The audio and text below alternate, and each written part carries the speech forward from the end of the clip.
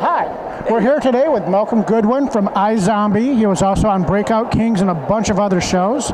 Myself, personally, I watch iZombie every Tuesday night right after The Flash. Appreciate that. Great show, interesting character, very unique take on the zombie apocalypse type idea, though, compared to normal shows. Absolutely.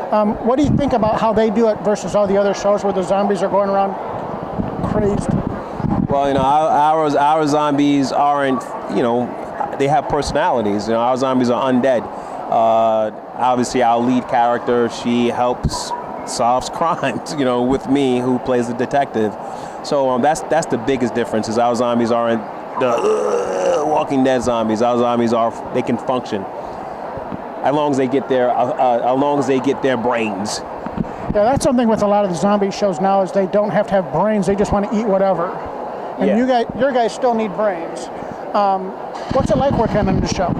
It's great. It's a great environment. We got a great cast. We got great producers. The crew is great. Everyone's grateful for the opportunity. Everyone's happy. It's great to work on the show that you like, that you enjoy, that I would watch in real life if I wasn't Detective Babineaux, or if I wasn't friends with Rose or Raul or Buckley or David Anders or Ali Machaka. It's just a good working environment, a great group of people. So, and every time we get the scripts, we're always so surprised, like the fans are. We're like, I read the script like, oh my God, that's gonna happen. So it's a good time. It's been fun. Yeah, plus you got a love interest in this one, sort of. Yeah, having a love interest is great because you get to find out who Clive is outside of being a detective.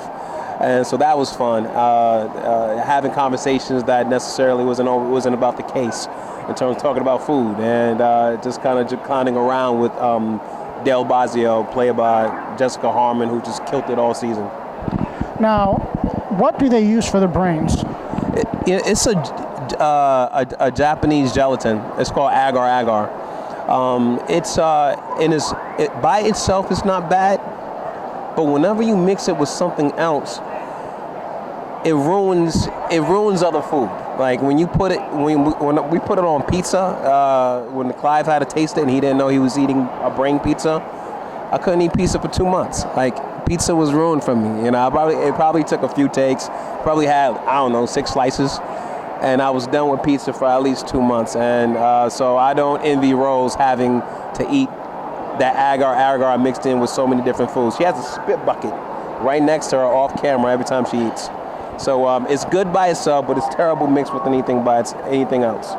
So how many takes do they usually have to do when they're doing the brain eating? Well, I've only been part of the brain eating one time. So, like I said, I probably had like 6 slices. I think for Rose, I don't know. I think it depends. I have no idea how many takes it takes for Rose. I'm never there when she eats the brains, so I don't know. What do you think is going to happen coming up?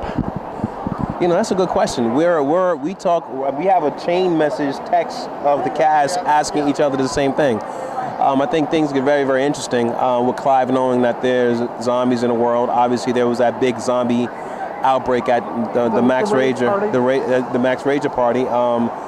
So how do they cover that up? And also, there's this with Vivian with this whole New World Order type of vibe with them munching on Rob Thomas's brain. and the guy jamming, I thought that was hilarious. We all thought it was hilarious, and Rob Thomas was just a great sport about that. But I think I think it really, really opens up the potential for more conflicting storylines and more drama, and how Clive and Peyton, how they fall into the mix. And so I think there's a lot of things to explore. I don't know where it's going to go, but the writers definitely got their work cut out for them. Now, has it been picked up for the next season yet? We have, season 3. Yeah, season 3 has been picked up. We start filming in July. Now, where do they film this at? Vancouver, Canada. There's a lot of stuff filming up there now. It's amazing. Oh, tons of stuff. It's like the Hollywood of Canada. It is. I mean, you have you got The Flash, The 100, Supernatural, Legends of Tomorrow. Smallville was filmed there. We actually, and I was a huge Smallville fan. So I was excited. There was one day we filmed actually on the set at the high school, the Smallville Crows. So that was pretty exciting. I noticed they like to reuse the sets and stuff because the Arrow's cat mansion was Luthor's mansion too on the outside. Yep, that's right. And I think it was Professor X's mansion in some of the X-Men movies. Oh, really? I didn't know that. But yeah, all that stuff is always reused. I mean, they still stand there, still could be used. So why not? Well, it was an actual mansion, a real mansion. Oh, so well, there you go. There you go. What else are you working on? Currently, this is all I'm working on. I directed a film called Past the Light, which comes out on DVD, iTunes. You can stream it everywhere. It's a family film in September. What's that about? It's a family film about a 17-year-old kid who decides to run for Congress. Obviously, he can't win because he's 17 years old, but he wants. Couldn't do any worse. Yeah, exactly. He's just not. He just feels like there should be another option, a different voice, a different message being put out there. And instead of just voting for the people that are there, he goes, I know I'm 17, but I'm going to promote a better message. And you get to see his journey with him, what him and his classmates go through in order to spread this message of acceptance and love for everyone. Now, besides your own show, obviously, do you have any other favorite TV shows out right now? Yeah, I got tons of favorite. I can tell you shows I'm looking forward to. I'm looking forward to 24, that 24 reboot that's coming up. I was a big fan of Luther, House of Cards, Orange is the New Black. I'm a fan of The 100.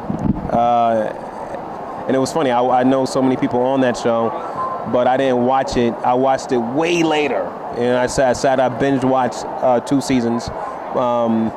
Yeah, those are some of my favorites. I've seen about half of the first season, and I've gotten way behind on it myself. Well, I appreciate you doing this. No problem. It's been great. Can't wait till the next episode. I know where I'm at Tuesday night every night. So. I appreciate the support. All right, thank you very much. No problem.